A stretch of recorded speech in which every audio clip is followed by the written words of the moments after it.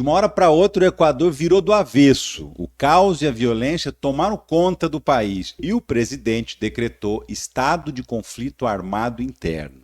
Isso muda completamente a vida de todos os equatorianos, porque retira vários direitos fundamentais da população. Afinal, o que é isso e por que o Equador está nessa situação?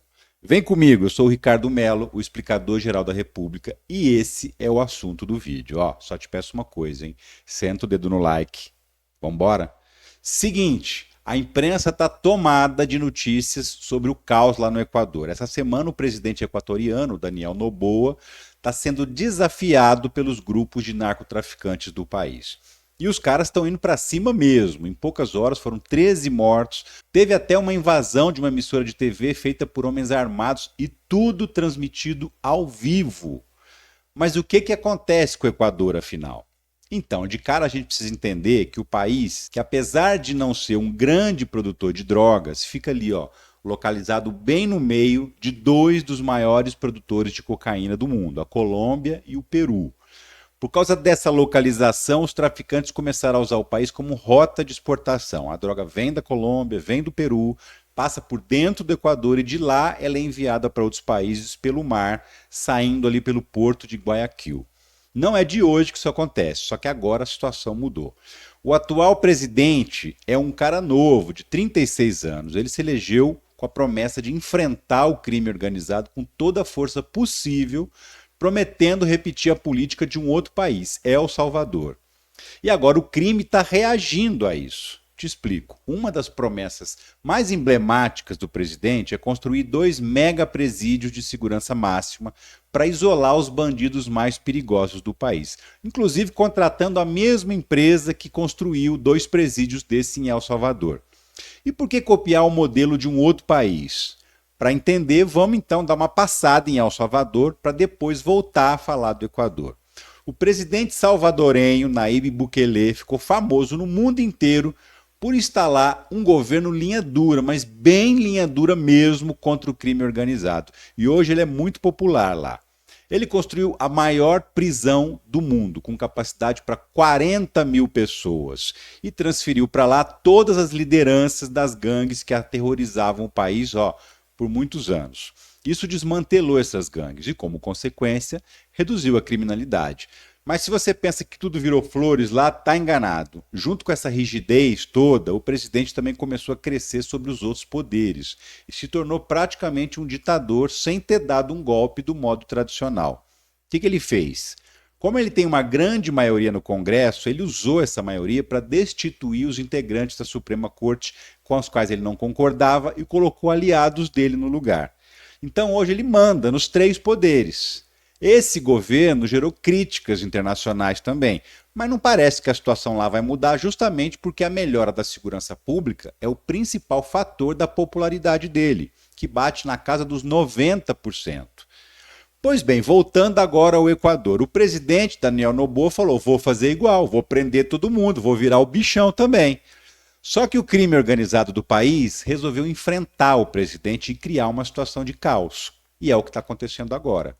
O Equador tem 22 grupos organizados de traficantes. Esse pessoal toca o terror no país faz tempo, dentro e fora das prisões. Pensa no PCC e no Comando Vermelho. Agora multiplica por 10 a violência. São esses grupos equatorianos. Esse cara aqui é o Fito, o chefão dos Los Choneros, o maior grupo criminoso do Equador. Ele estava preso cumprindo uma pena de 34 anos, só que ele fugiu da cadeia. Assim que o governo descobriu essa fuga, o presidente decretou estado de exceção no país inteiro. O que isso significa? Significa que o governo pode colocar as Forças Armadas na rua, ajudando a polícia, e a população todinha perde vários direitos que são normais numa democracia. Por exemplo, ele determinou toque de recolher no país, das 11 da noite às 5 da manhã.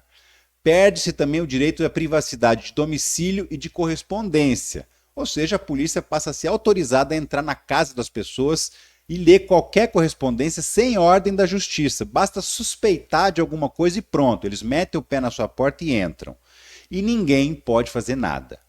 Quando ele fez isso, os grupos criminosos também subiram o tom da reação e começaram a atacar pessoas na rua, a explodir bombas, a sequestrar pessoas. Inclusive sequestraram um brasileiro que mora lá. O governo do Brasil está inclusive monitorando a situação. O caso mais emblemático foi a invasão de uma emissora de TV. Os bandidos entraram ao vivo, apontando armas para os apresentadores, ameaçando explodir tudo e fizeram uma ameaça ao presidente. Disseram para ele: você não declarou guerra? Então agora você vai ter guerra. E foi um caos mesmo, isso repercutiu no mundo inteiro. Por causa disso, o presidente também resolveu engrossar ainda mais e declarou estado de conflito armado interno. O que é isso? É estado de guerra mesmo, uma guerra civil, só que com outro nome. Como se fosse uma guerra com outro país, só que o inimigo não está do outro lado da fronteira, está dentro do Equador mesmo. Além disso, ele também declarou como terroristas os 22 grupos criminosos que existem e são conhecidos lá, e mandou as Forças Armadas irem para cima de vez. Acontece que o presidente do Equador está exercendo um mandato tampão de 1 ano e meio. O presidente anterior saiu antes de terminar o mandato dele e o atual foi eleito para concluir esse mandato que já tinha passado da metade. Agora, dependendo do tempo que durar esse estado de guerra, nem dá para saber se vai ter eleições no prazo certo. Ou seja, essa situação também pode prolongar a permanência do Daniel Noboa no poder. Então, do mesmo jeito que tem quem acuse o presidente de El Salvador de ter virado um ditador, já tem gente dizendo que o Daniel Noboa também vai se beneficiar dessa guerra civil para permanecer mais tempo na presidência. E no meio disso tudo está o cidadão equatoriano que não sabe para onde correr. De um lado, os criminosos tocando terror no país inteiro para tentar derrubar o governo. Do outro lado, o governo autorizado a invadir a casa desse cidadão, mesmo sem uma justificativa, podendo prender qualquer um que estiver na rua depois das 11 da noite, com o argumento de que está combatendo terroristas. E tudo isso não tem prazo para acabar. Pelo contrário, só está começando.